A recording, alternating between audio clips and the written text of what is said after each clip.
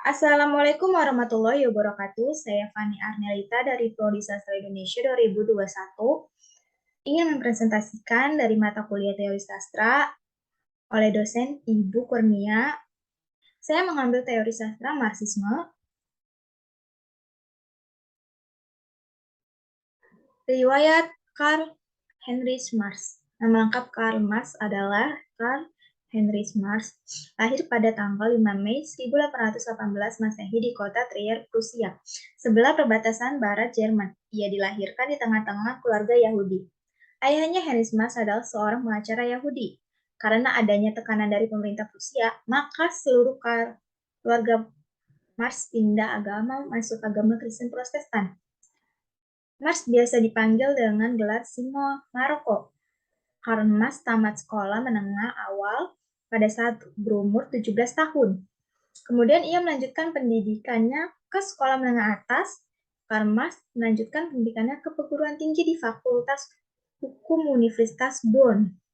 Kemudian ia pindah ke Universitas Berlin. Di sana ia mengkhususkan diri pada studi filsafat dan sejarah. Sebelum Marx pindah ke Universitas Berlin, Marx melamar Jenny von Watzpelen yang telah lama menjadi kekasihnya. Marx menikahi Jenny pada tahun 1843. Jenny sangat setia kepada Marx dan ide-ide revolusionernya.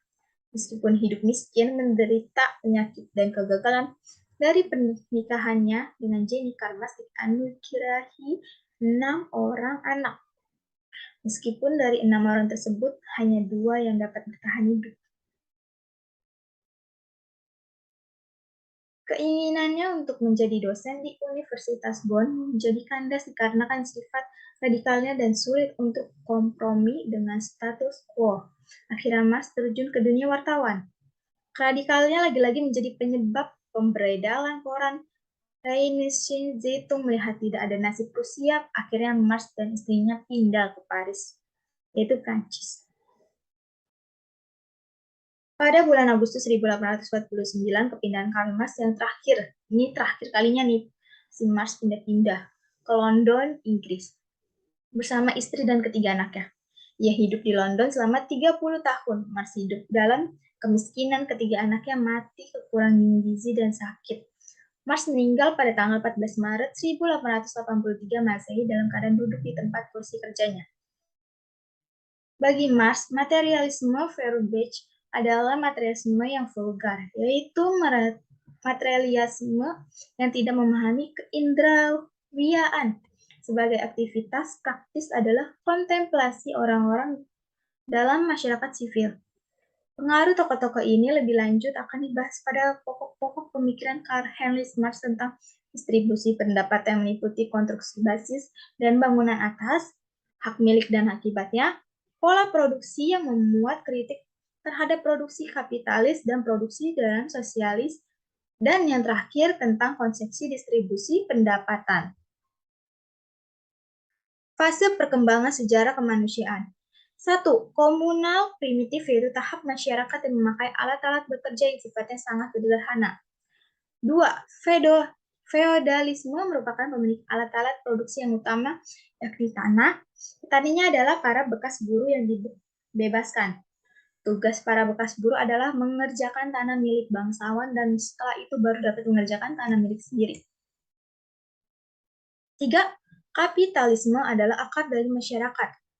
Produksi kehidupan material adalah syarat dasar dari semua sejarah yang harus dipenuhi guna menopang kehidupan manusia.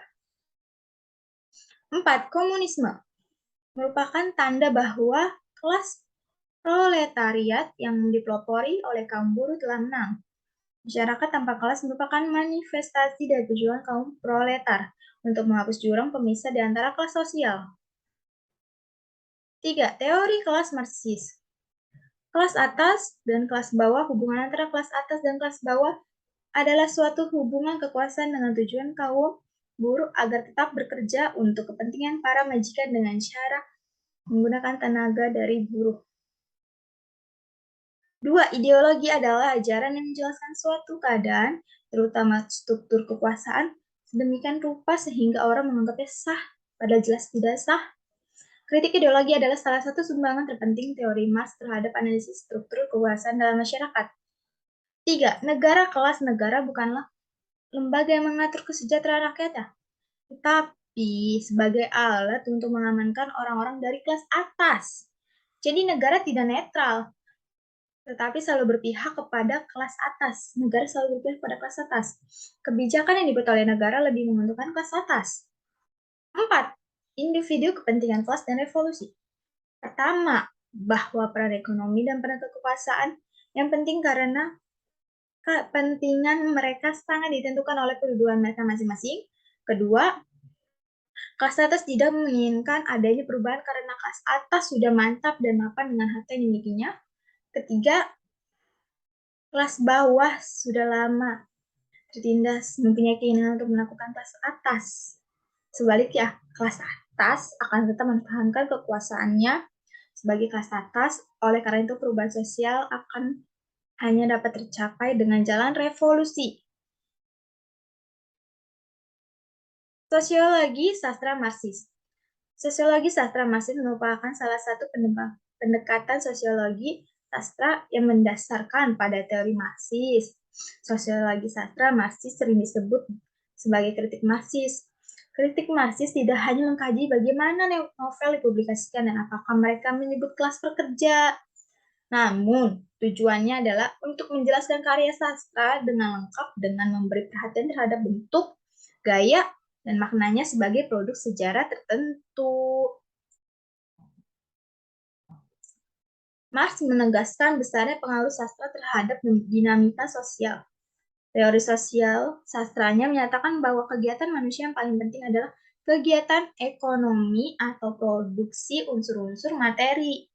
Hal ini menunjukkan kerangka kerja sosiologi yang bersifat material, yaitu ekonomi menjadi faktor determinasi kehidupan manusia dengan struktur sosial masyarakat.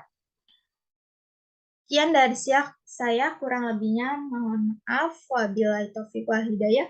Assalamualaikum warahmatullahi wabarakatuh. Terima kasih.